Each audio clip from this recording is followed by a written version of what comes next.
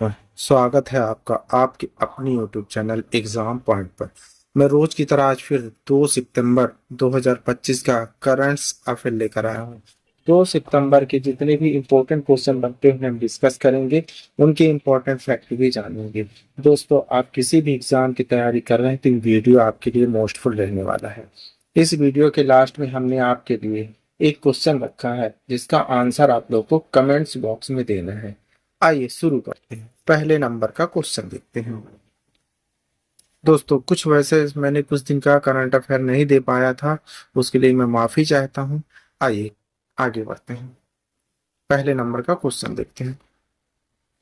भारत सरकार ने बीमा क्षेत्र में प्रत्यक्ष विदेशी निवेश एफडीआई की सीमा को कितने प्रतिशत तक बढ़ाने की अनुमति दे दी है?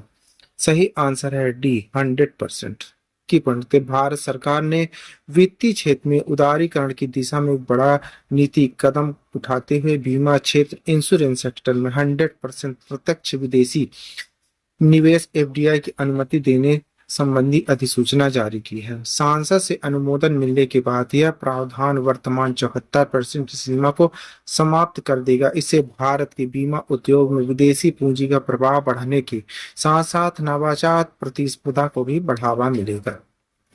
आइए आगे बढ़ते हैं। दूसरे नंबर का क्वेश्चन देखते हैं। BWF वर्ल्ड चैंपियनशिप के सेमीफाइनल में पहुंचने वाली भारत की शीर्ष पुरुष डबल्स जोड़ी कौन सी बन गई है? सही आंसर है बी, स्वतकी साईराज रंकी रेड्डी, चिराग और सेट्टी की पढ़े। एक पुनरुत्थान और धैर्य का प्रतीक प्रदर्शन करते हुए भारत की शीर्ष पुरुष डबल्स बैडमिंटन जोड़ी सात्विक साईराज रंकी रेड्डी और चिराग शेट्टी ने मलेशिया के अपने लंबे समय से प्रतिद्वंदी ईरान चिया और सोहा व्यूई को हराकर BWF वर्ल्ड चैंपियन 2025 के सेमीफाइनल में प्रवेश किया।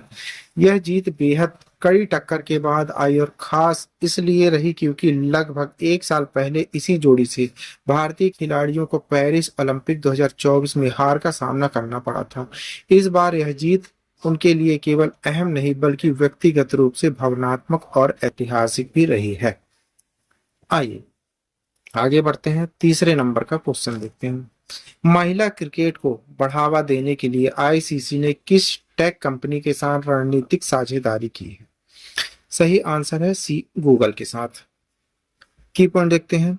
गूगल क्रिकेट को वैश्विक मंच पर और ऊंचाई देने की दिशा में एक बड़ा कदम उठाते हुए अंतरराष्ट्रीय क्रिकेट परिषद आईसीसी ने गूगल के साथ एक रणनीतिक साझेदारी की घोषणा की है। इस सहयोग का उद्देश्य प्रशंसकों की भागीदारी बढ़ाना, डिजिटल पहुंच में सुधार करना और महिला क्रिकेट की वैश्विक वृद्धि को गति देना है। विशेषकर आईसीसी महिला क्रिकेट विश्व कप 2025 और महिला T20 विश्व कप 2026 की तैयारियों के मद्देनजर। आइए चौथे नंबर का क्वेश्चन देखते हैं। प्रधानमंत्री नरेंद्र मोदी ने जापान यात्रा के दौरान किस प्रधानमंत्री को सांस्कृतिक उपहार भेंट किए हैं? सही आंसर है सी, शिगेरू इशिबा जी को। जापान की अपनी हालिया 2 दिवसीय यात्रा के दौरान प्रधानमंत्री नरेंद्र मोदी के जापान प्रधानमंत्री शिगेरू इशिबा और उसकी पत्नी को कई सांस्कृतिक रूप से समृद्ध प्रतीकात्मक उपहार भेंट किए। इन उपहारों भारतीय शिल्प कला, जापानी परंपरा के गहरे संबंधों को उजागर किया और दोनों देशों के बीच साझा सभ्यता आध्यात्मिक बंधनों को सुदृढ़ किया। प्रधानमंत्री मोदी के उपहारों के प्रमुख था विंटेज मून स्टोर चंद्रकांत मणि कटोरे का सेट, जो जापानी डोनबुरी सोवा भोजन परंपरा से प्रेरित इस सेट से शामिल है। आइए 5वें नंबर का क्वेश्चन देखते हैं।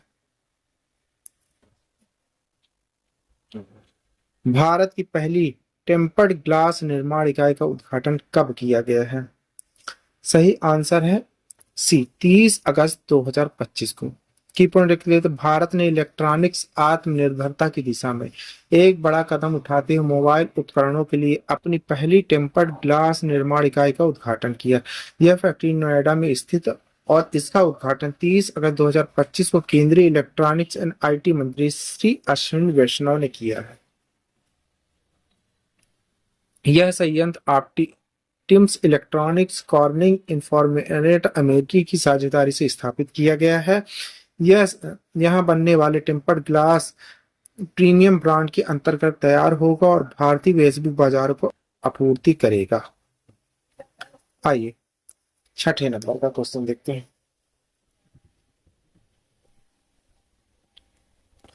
हाल ही में किसने कहा कि भारत जल्द ही दुनिया की तीसरी सबसे बड़ी अर्थव्यवस्था बनने की राह पर है? सही आंसर है बी, संजय मल्होत्रा जी। की पॉइंट रखते हैं। भारतीय अर्थव्यवस्था की प्रगति को मजबूत समर्थन देते हुए भारतीय रिजर्व बैंक आरबीआई के गवर्नर संजय मल्होत्रा ने घोषणा की भारत जल्द ही दुनिया की तीसरी सबसे बड़ी अर्थव्यवस्था बनने की राह पर है। इंदौर में आयोजित एक वित्तीय समावेशन कार्यक्रम में बोलते हुए उन्होंने कहा कि इस उपलब्धि के पीछे प्रधानमंत्री जन धन योजना पीएमजेडीवाई की परिवर्तनकारी भूमिका है, जिसने राष्ट्रीय विकास की गति को तेज किया। 2014 में लॉन्च की गई यह योजना सरकार आरबीआई की एक संयुक्त पहल थी ताकि हर नागरिक को बुनियादी बैंक खाता मिल सके। आइए सातवें नंबर का क्वेश्चन देखते हैं। भारत और जापान ने किस क्षेत्र में सहयोग ज्ञापन एमओसी पर हस्ताक्षर किए हैं? सही आंसर है सी, क्रिटिकल मिनरल महत्वपूर्ण खनिज। की भारत और जापान ने अपनी रणनीतिक साझेदारी को मजबूत करने की दिशा में एक बड़ा कदम उठाते हुए क्रिटिकल मिनरल महत्वपूर्ण खनिजों पर सहयोग ज्ञापन एमओसी पर हस्ताक्षर किए। स्वच्छ ऊर्जा और उन्नत तकनीक के लिए आवश्यक इस संसाधन श्रेणी पर समझौता प्रधानमंत्री नरेंद्र मोदी टोक्यो यात्रा के दौरान 15वें भारत जापान वार्षिक शिखर सम्मेलन में हुआ। यह कदम ऊर्जा परिवर्तन, आर्थिक लचीलापन, संसाधन सुरक्षा पर दोनों देशों की गहरी होती समझ को साझेदारी को दर्शाता है। आइए आठवें नंबर का क्वेश्चन देख लेते हैं। भारत का पहला एआई संचालित जनजातीय भाषाओं का अनुवादक आदिवाणी किसने लॉन्च किया है? सही आंसर है बी, जनजाति कार्य मंत्रालय के द्वारा। की पढ़ लिखते हैं। भारत सरकार ने जनजाति कार्य मंत्रालय ने एक ऐतिहासिक पहल करते हुए आदिवाणी बीटा संस्करण लॉन्च किया है। यह भारत का पहला एआई संचालित जनजातीय भाषाओं का अनुवादक है। यह कदम भारत की संकटग्रस्त जनजातीय बोलियों को संरक्षित करने के साथ साथ शिक्षा, शासन और सेवाओं तक समावेशी डिजिटल पहुंच सुनिश्चित करने का मील का पत्थर साबित होगा। भारत में 461 जनजातीय भाषाएं और 71 विशिष्ट मातृभाषाएं बोली जाती हैं। इनमें से बड़ी संख्या लुप्त होने के खतरे में है, 81 सुरक्षित और 82 गंभीर रूप से संकटग्रस्त हैं। आइए 9वें नंबर का क्वेश्चन देखते हैं।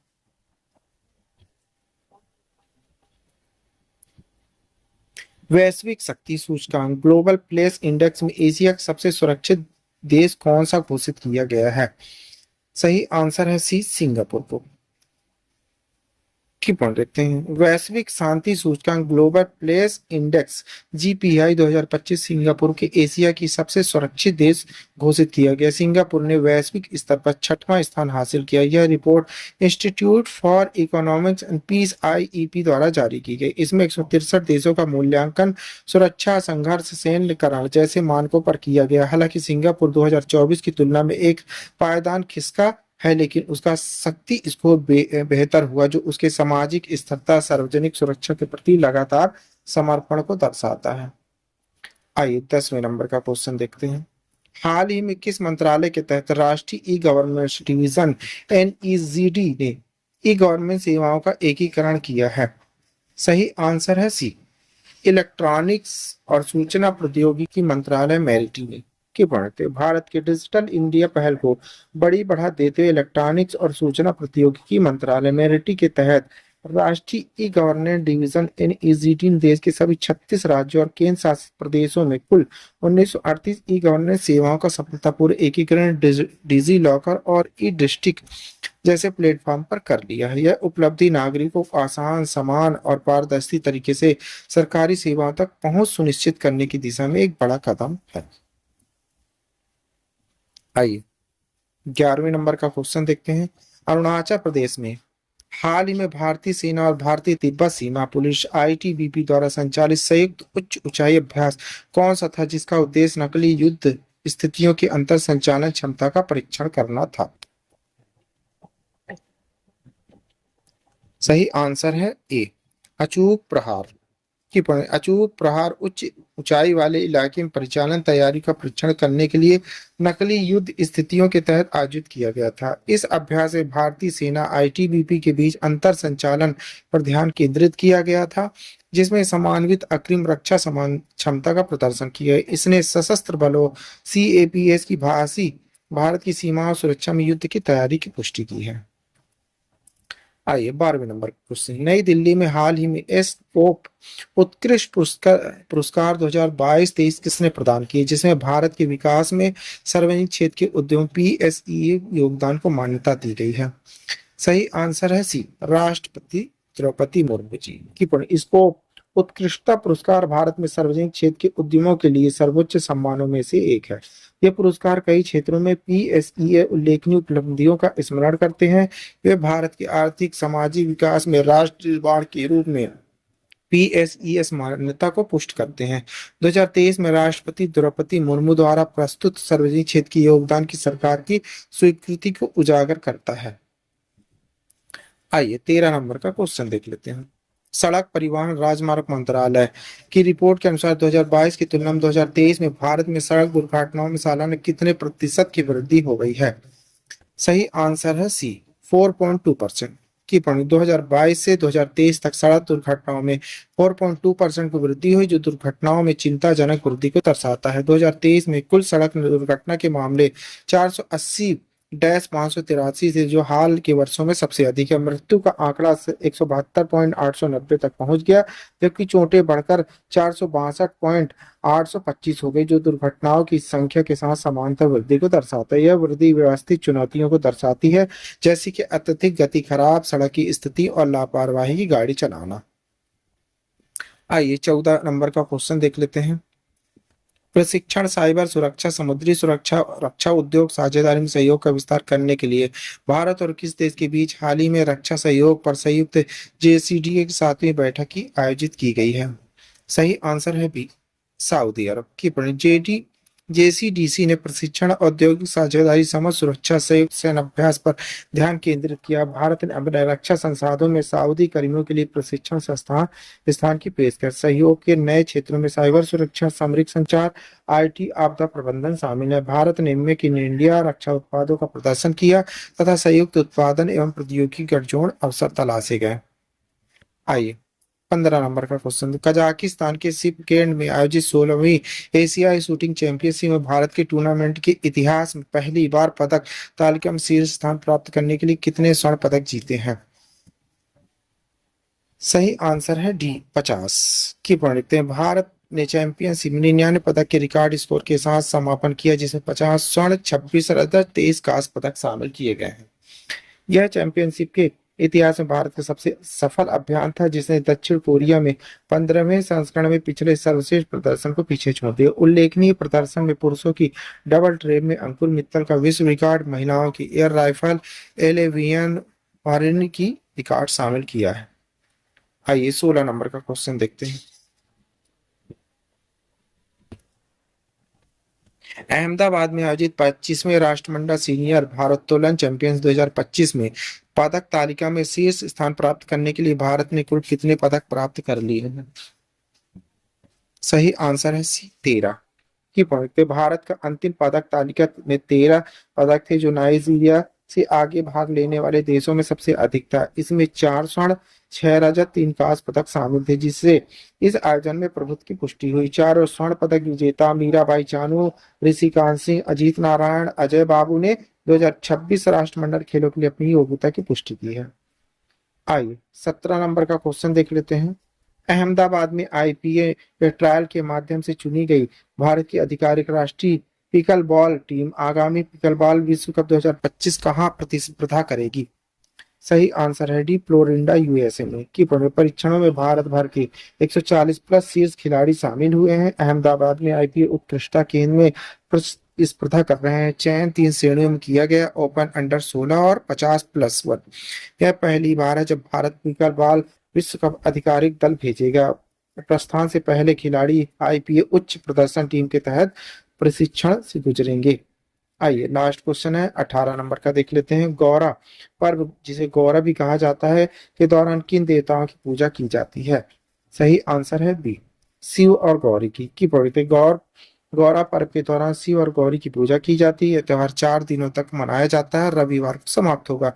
गौरा पर्व मुख्य रूप से सुदूर पश्चिम प्रांत के कुछ हिस्सों, उत्तराखंड, भारत के सीमावर्ती कुमाऊं क्षेत्र में मनाया जाता है। इस आयोजन में तुंडी खेल में एक बड़ा मेला और महिला भक्तों द्वारा किए जाने वाले सामुदायिक अनुष्ठान शामिल किए गए हैं।